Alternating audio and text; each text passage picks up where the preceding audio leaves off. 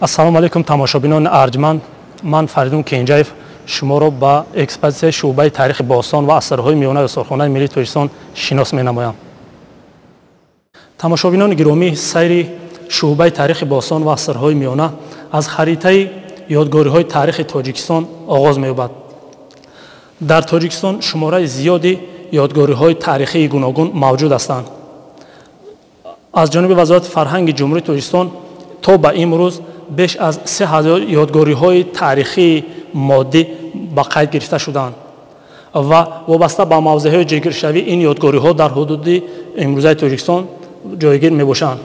як қисмати муайяни ин ёдгориҳо дар қисмати шимоли Тоҷикистон воқеъ гардидааст ва як аз ин ёдгориҳои қисмати шимоли Тоҷикистон бо номи Саразм, ки дар шаҳри Панҷакент воқеъ гардидааст, соли 2010 ба феҳристи ёдгориҳои умумиҷаҳонии ЮНЕСКО ворид гардидааст.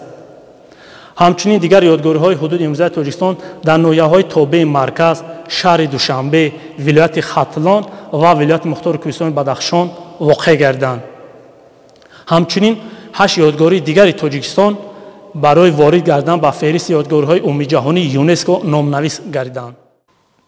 ин 8 ёдгорӣ расмҳояшон дар қисмати навбатӣ нишон дода шудааст ва онҳо қалъаи Ҳисор, тахти сангин, қалъаи Ямчун, Панҷакенти қадим, Бунҷикат, дари Будои Аҷинатепа, қасри Ҳулбук ва мадраса ва мақбараи Хоҷа Машҳад мебошанд. вобаста ба таърих ва бозёфтҳои ин ёдгориҳо тамошобинони гиромӣ ба шумо дар толорҳои баъдӣ боз маълумоти бештар дода хоҳад шуд. як аз давраҳои тӯлонии таърихи инсоният ин даврони асри санг мебошад ва бинобар сабаби тӯлонӣ будани даврони асри санг он ба 3 қисмат палеолит, мезолит ва неолит тақсимбандӣ гардидааст. палеолит дар навбати худ боз ба 3 қисмати дигар палеолити поёнӣ, миёна ва болоӣ тақсимбандӣ гардидааст. палеолити поёнии Тоҷикистон ин аз 1 миллион то 200 000 солро дар бар мегирад ва бояд зикр намуд ки бошишгоҳи муҳимтарини ин давраи ҳудуди имрӯзаи Тоҷикистон ин Кулдара мебошад, ки дар ноҳияи Ховалинг воқеъ гардидааст. шуғли асосии мардуми ин даврон ин шикори дастаҷамона буд, ки намунаи он дар ин амсила мушоҳида мегардад. дар натиҷаи корҳои бостоншиносӣ аз бошишгоҳҳои ин давраинаи Тоҷикистон чоперу чопинг ва нуклеусҳо бозёфт гарданд, ки ин олатҳои сангини мардуми асри санг мебошанд. палеолити миёна аз 200 000 то 35 000 солро дар бар гирифта бошишгоҳҳои давраи палеолити миёна дар ҳудуди имрӯзаи Тоҷикистон ин Хонақои Се, Қаврабуро, Хуҷӣ, Оғзиқичиқ, Қумтепа, Симиганҷ ба ҳисоб мераванд. мардуми дар даврони давраи палеолити миёна зиндагонӣ намударо дар илм неандертал мегӯянд ва неандерталҳо истифода ва истеҳсоли оташро дар ин даврон мавриди истифода қарор доданд, ки ин ба осон гардидани ҳаёти онҳо мусоидат намудааст. палеолити миёна аз 200 000 то 35 000 солро дар бар мегирад ва бошишгоҳҳои давраи палеолити миёна Хонақои Се, Қарабуро, Хуҷӣ, Оғзиқичиқ, Қумтепа, Симиганҷ дар ҳудуди имрӯзаи Тоҷикистон ба ҳисоб мераванд. мардуми давраи палеолити миёнаро дар илм неандертал мегӯянд ва неандерталҳо истеҳсол ва истифодаи оташро аз худ намуда ин боиси осон гардидани ҳаёти рӯзмарраи онҳо гардидааст.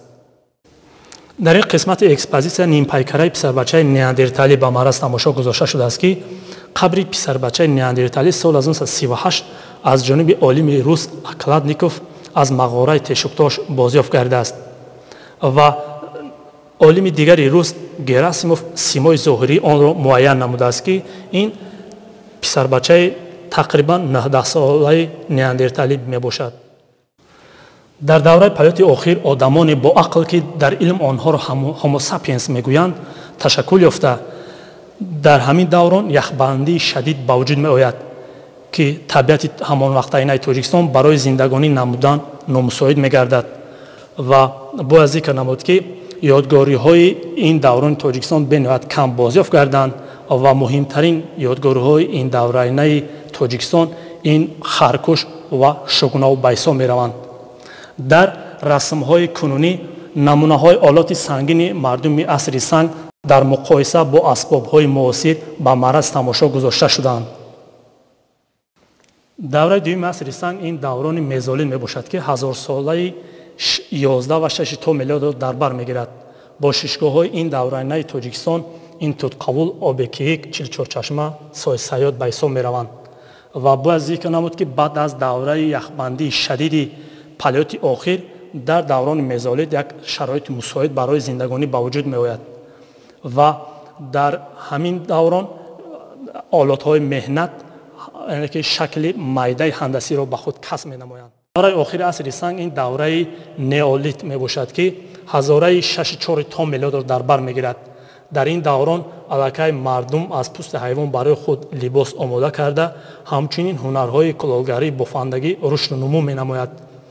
яке аз ёдгориҳои муҳими ин давраи Тоҷикистон ин мағораи шахта мебошад ки дар мурғоби бадахшони Тоҷикистон воқеъ гардидааст ва аз ин ҷо намунаи санъати рӯисангӣ ба даст оварда шудааст.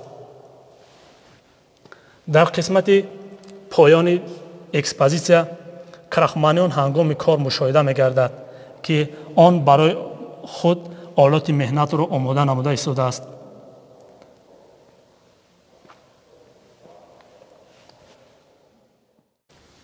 бо шишгоҳҳои асри санги осиёи меёнат дар харитаи алоҳида пешкаши тамошобинон гардонида шудааст ва дар ин харита бо шишгоҳҳои асри санги осиёи марказӣ тавассути аломатҳои геометрӣ ва рақамҳо инъикос гардиданд. бояд зикр намуд ки аз ҳама қадимтарин бошишгоҳи асри санги осиёи марказӣ ин кулдара мебошад ки дар қисмати ҷануби Тоҷикистон воқеъ гардидааст ва таърихи беш аз 1 миллион соларо дар худ доро мебошад. асри санг тавассути диарамаи алоҳида дар қисмати навбатӣ нишон дода шудааст ва бояд зикр намуд ки дар ҳамин даврони асри санг меҳнат байни зан ва мард тақсим карда мешавад. мардҳо ба шикор банд мегардиданд, занҳо барои худ ва аҳли оила сари либос ва пойафзол омода менамуданд. дар қисмати боло зикр карда шуд ки аввалин маротиба оташ дар даврони асри санг мавриди истифода қарор гирифтааст ки дар ин маркази диарама нафаре ба афрохтани оташ банд мебошад. аввалин эътиқодҳои динӣ низ дар ҳамин даврон мушоҳида мегардад ки нафари дигар бо ду даст ба сӯи осмон нигоҳ дорад. мардуми давраи асри санг барои ба даст овардани хӯрок на танҳо шикор, балки ҳамчунин моҳидорӣ низ менамуданд ки 2 нафар ба моҳидорӣ банд ҳастанд. аввалин нишонаҳои санъати рӯисангӣ низ дар асри санг мушоҳида мегардад ва дар ин қисмат нафаре ба кашидани тасвирҳои ҳайвонҳо дар рӯи санг банд мебошад. бояд зикр намуд ки аввалин ҳайвоне ки ба инсон ром гардидааст саг мебошад.